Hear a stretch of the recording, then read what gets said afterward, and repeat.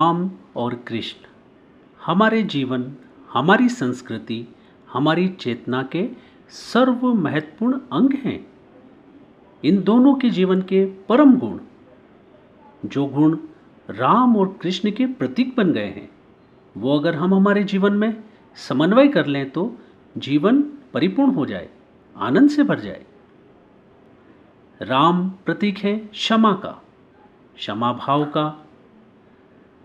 हम राम का पूरा जीवन देखें तो वो सबको क्षमा करते गए। वनवास को उन्होंने पूर्ण स्वीकार किया, अपने पिता से तनिक भी नाराज नहीं हुए। माता केकई के प्रति तुच्छ भर भी निंदा का भाव नहीं रखा, यहां तक कि रावण को भी अंत समय में माफ कर दिया। और जब अयोध्या वापस आए तो जब पता चला कि मंथरा 14 वर्षों से कोठरी में बंद है, तो सबसे पहले मंथरा से मिले और कहा, मां, आपको मेरे कारण यह कष्ट उठाना पड़ा। ये है राम, मेरे राम, हम सबके राम। कोई अंत नहीं है गुणों का, पर क्षमाशीलता के गुण से राम नाम नहीं मंत्र बन गए। राम राम राम। राम नाम से जटिल कर्म भी हमें माफ कर देता है। राम से हमें क्षमा मांगना और क्षमा करना सीखना चाहिए, तो हमारा जीवन क्लीनिंग से भर जाएगा।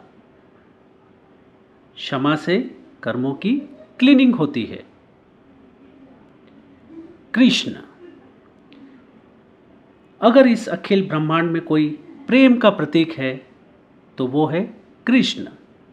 प्रेम प्रेम प्रेम।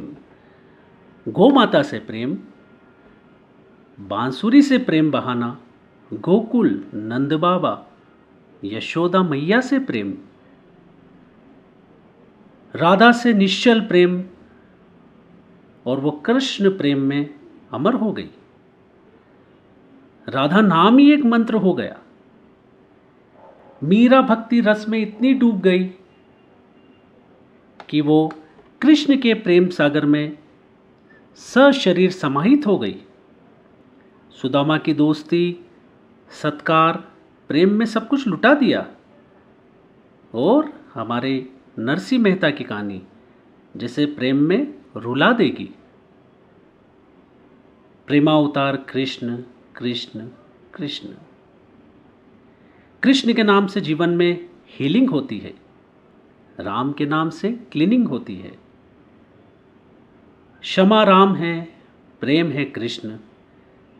जब क्षमा और प्रेम दोनों मिलते हैं तो जैसे गंगा और यमुना मिलकर सरस्वती बना रही हो, जैसे पिंगला नाड़ी और ईड़ा नाड़ी मिलकर सुषुम्ना नाड़ी बना रही हो। क्षमा और प्रेम जब मिलते हैं तो अनंत आनंद उत्पन्न होता है, निराकार शिव।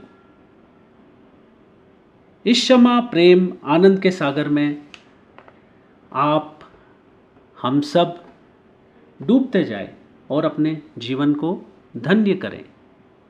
आपका बहुत बहुत धन्यवाद धन्यवाद धन्यवाद।